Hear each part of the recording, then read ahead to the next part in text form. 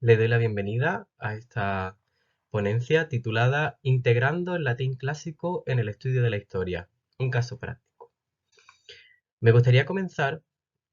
con una pequeña introducción acerca de la relación entre las lenguas clásicas, esto es la lengua latina y la lengua griega, con el estudio de la historia. Eh, es aparentemente obvio, pero bueno, me gustaría comenzar por ahí para clarificar. Las lenguas clásicas vehiculan el conocimiento que poseemos de las sociedades antiguas, en este caso la sociedad romana y la sociedad griega, y cuyos restos o cuyo legado comprende gran parte del Mediterráneo y prácticamente Europa occidental. También acudir a las fuentes originales resulta esencial, es decir, el trabajo el trabajo historiográfico, el trabajo del historiador, conlleva una, adentrarse y manejar muy bien las fuentes originales. Y además, en el caso de las lenguas clásicas es crucial porque, particularmente en el caso del latín, pero también del griego, estas lenguas tienen una gran difusión y son las lenguas que se utilizan para documentación, para obras y demás, no solo desde la antigüedad, sino también en época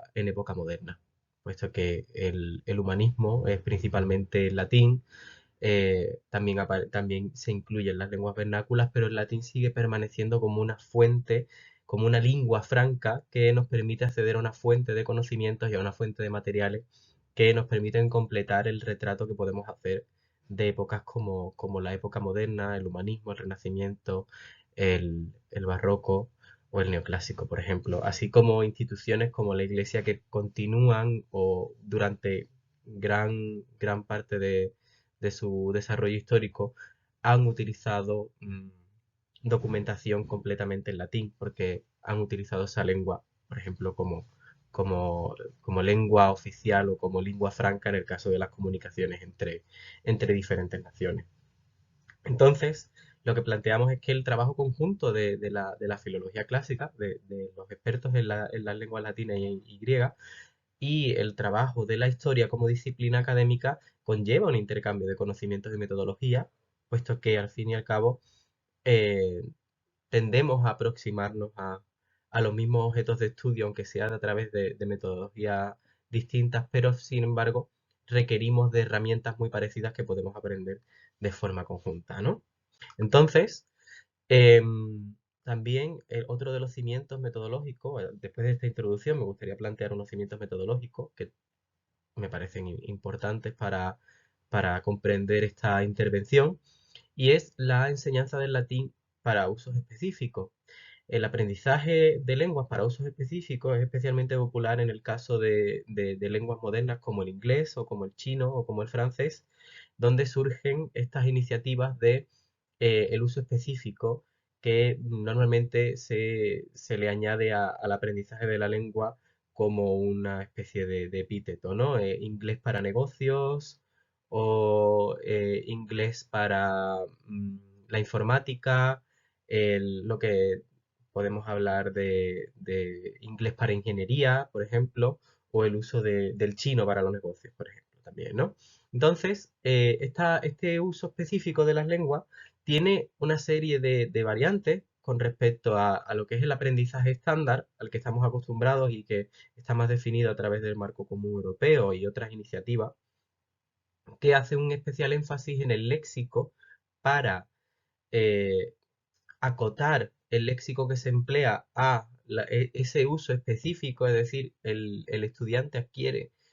un vocabulario o un léxico acorde a sus necesidades específicas de forma más rápida, y se abordan también las cuestiones lingüísticas, las cuestiones gramaticales, quiero decir, más relevantes para esta cuestión. Es decir, el uso específico está enfocado a que el estudiante adquiera la lengua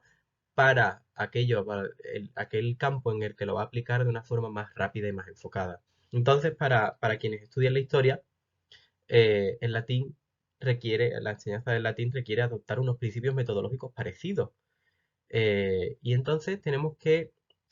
ser consciente como profesorado de latín que este estudiantado no es filológico y por lo tanto quizás no es lo más adecuado plantear una metodología de enseñanza que se centre o que prefiera, que favorezca un perfil de estudiantado que no se corresponde con el que tendríamos en este momento, ¿no? Los principios metodológicos que voy a emplear a lo largo de esta ponencia para reflejar la labor de innovación docente y la labor en general docente con respecto a este uso específico de la lengua, es la metodología, son las metodologías activas para la enseñanza del latín que se basan en algunos fundamentos clave, como en algunos elementos clave, como es el comprehensible input, es decir, el estímulo que sea comprensible para el alumnado. Todo estímulo lingüístico debe ser comprensible para que se facilite la adquisición. Esta adquisición también está muy condicionada por el control del estrés. Aquí, bueno, estamos siguiendo las propuestas de Krashen, ¿no? Acerca de la adquisición de lenguas y se habla mucho del filtro de estrés que un estudiante estresado es un estudiante que no adquiere la lengua, en el sentido de que un exceso de presión puede suponer un detrimento para la adquisición. También empleamos un enfoque comunicativo, es decir, es un latín que se enseña empleando las destrezas propuestas en el marco común, como son la comprensión oral y escrita, la expresión oral y escrita y la mediación, y también el aprendizaje colaborativo, de forma que el espacio del aula sea un espacio donde exista una constante interacción y una colaboración para conseguir un aprendizaje bastante más efectivo. Planteamos aquí un caso práctico, que es el de la asignatura Lenguas Clásicas para el Estudio de la Historia en la Universidad de Córdoba, que pertenece al grado de Historia. Es una asignatura de formación básica que introduce las lenguas griega y latina al alumnado de historia. Esta asignatura se imparte desde el Departamento de Estudios Filológicos y Literarios, desde las áreas de Filología Latina y de Filología Griega. Eh, en este caso, la docencia va repartida entre eh, un profesor perteneciente al área de griego, que imparte las clases de lengua griega, y un profesor perteneciente al área de latín, que imparte las clases de lengua latina. Entonces, en mi caso, me remito a la parte de lengua latina y planteo dos aplicaciones de metodologías activas. La primera es la lectura extensiva, que es que durante la docencia empleamos diversos recursos para practicar la lectura extensiva, es decir, para practicar una lectura que no, que no esté basada en el análisis sintáctico o en la traducción del texto, ni siquiera muchas veces en responder preguntas sobre el texto, sino más bien en una comprensión general, es decir, una lectura que puede ser un poco, que puede estar guiada durante la clase, porque evidentemente el alumnado normalmente no ha tenido exposición previa al latín, o si la ha tenido, ha sido ha sido hace bastante tiempo, porque es una asignatura que está ya en estadios, en cursos más avanzados del grado y